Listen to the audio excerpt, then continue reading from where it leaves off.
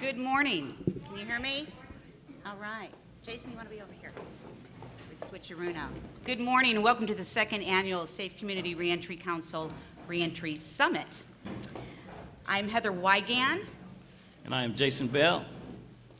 I'm going to begin by talking a little bit about my work, because if I didn't do so, I wouldn't be me. So I'm going to talk about my work, and I'm going to share a little piece of my story, and which ties into why Jason is here with me and the relationship that has developed. So my name is Heather Weigand, and I'm the director of a nationwide grassroots agency called the Life After Exoneration program. I work with a very unique reentry population of men and women who've been wrongfully convicted and exonerated due to DNA evidence. I help to reintegrate those whose lives have been wrongfully shattered by our criminal justice system. Our work is in union with international human rights experts, and mostly we work with, it was modeled after a refugees and torture survivor network. But our program's backdrop is the America's criminal justice system, an increasingly expanding enterprise that is destroying individuals, families, and communities. The experiences of the exonerated, while only a small fraction of ex-prisoners mirror those of the broader population, swallowed up in our country's prisons and jails. The exonerated are primarily people of color without means, reliant on under-resourced public defenders, tried by overwhelmingly white juries, and oftentimes the victims of eyewitness misidentification. In fact, 76% are the victims of cross-racial misidentification, where the alleged perpetrator is African American and the victim is Caucasian. But that shouldn't come as no surprise in a country where the largest percentage of prisoners are young, black, and male. A whole generation being lost to institutional racism and myopia. Why have we failed to protect the innocent? Why do we continue to lock up nearly a quarter of all African American men between the ages of 14 and 25? Why do we continue to execute prisoners when we do not know for sure that they are guilty? Why do we undermine the stability of poor communities by criminalizing behavior that naturally flourishes in impoverished communities? Because what the civil rights did, the civil rights movement did to eradicate racism, has been more than undone by what the criminal justice system did to institutionalize racism. And once anyone is touched by the criminal justice system, they are marginalized, labeled, and treated as second-class citizens, and that I'm familiar with. In 1999, I would have never thought that I could be here at this podium, standing here with the opportunity to discuss with the broader San Francisco criminal justice community the errors and mistakes and injustices within our California criminal justice system. But here I am.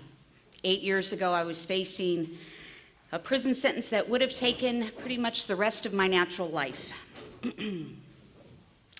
And I had already served a decade in and out of the prison system due to a crippling drug addiction.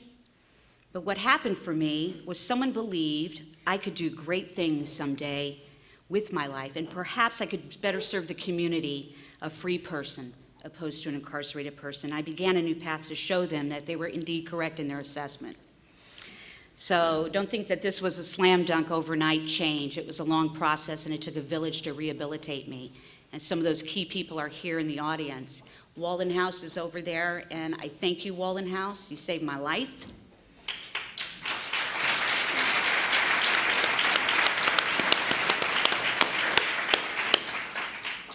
Yes, it took a village. It took in-custody treatment programming in county, it took in-custody treatment programming in state prison, and it took long-term residential local treatment programming over a 3-year treatment period. It does not happen overnight, and I am still a work in progress. But what really gave me the springboard to reach my full potential in my reentry process happened one day when I received a letter that extended to me the possibility of a higher education, the possibility of a dream that I could attend a university. I filled out my FAFSA application to attend this fine university in a prison cell. That letter I received from Project Rebound, and they told me that they would help navigate me through the educational institution, which I had no idea of how to approach. And I embraced their opportunity they extended to me, and from that day on, I never looked back. I do, however, work daily and push toward active reform to create a just and fair criminal justice system for all human beings. There's an African philosophy called Ubuntu, which meaning is the very essence of what it is to be human. Ubuntu means we are human because we belong. And to be an isolated human being is quite a contradiction in nature. I'd like to express my deepest gratitude to San Francisco State University, Project Rebound, the Safe Community Reentry Council, and the audience for practicing your Ubuntu and letting all of us know in San Francisco that are reentering from the prison that we belong and we are welcome in our communities. Thank you.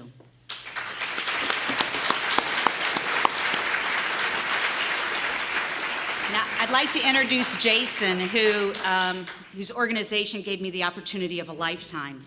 And so this is Jason Bell, Director of Project Rebound. Thank you. But Heather really did not do herself justice. She mentioned that she was a Rebound graduate, a San Francisco State student, but what she did not mention is the fact that when she did graduate, she graduated with honors.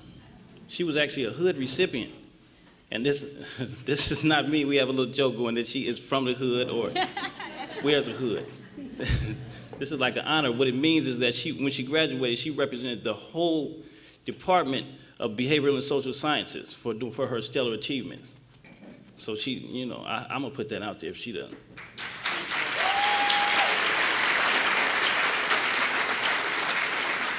And the unique thing about this dyad we have here is that before even the directorship of Rebound, I was just a prisoner with a dream. And those walls, many times I didn't think that I would be able to transcend, but Rebound gave me that dream and made that dream possible, and I'm here today with her. And mind you, we're not here to stroke our own egos because there are hundreds of prisoners with that same desire. Yeah. So it's important for us to continue to do this. You know, we're here today, but it doesn't stop here. We're trying to lead by example. And there's some Rebound students here that are doing some stellar things. 4.0 students, graduate school of nursing, they're all doing it right here. And San Francisco State allows that to happen. Not every campus will, and believe me, I've tried. And they recognize that there's a problem in this area, but what it boils down to is they don't want to touch it. So we stand out, and it should be recognized today. The fact that the University of San Francisco, the Criminal Justice Department, Sociology Department, Ethnic Studies, the Safe Communities Reentry Council, even, mind you, the DA.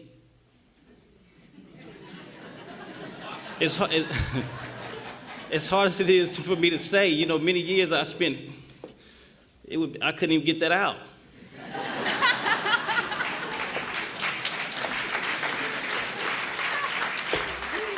But you know what's happening right here, the sheriff, Michael Hennessy, they're all supporting this. So, I mean, San Francisco is a unique area, and we got to really show our appreciation. The mayor's office allowed, he donated some funds to allow some students coming from far distances to be able to come to school. So, I mean, we're in a unique place here. We got to continue to do this. And you're changing a lot of people's lives. So, that's kind of really what I'm here to say today. And we want to lead into, I think, Ross Mirkarimi is next. Yes, we're going to introduce the founder of our Safe Community Reentry Council and District 5 Board of Supervisors, San Francisco Board of Supervisors, and a wonderful supporter, wonderful man, Supervisor Ross Mirkarimi.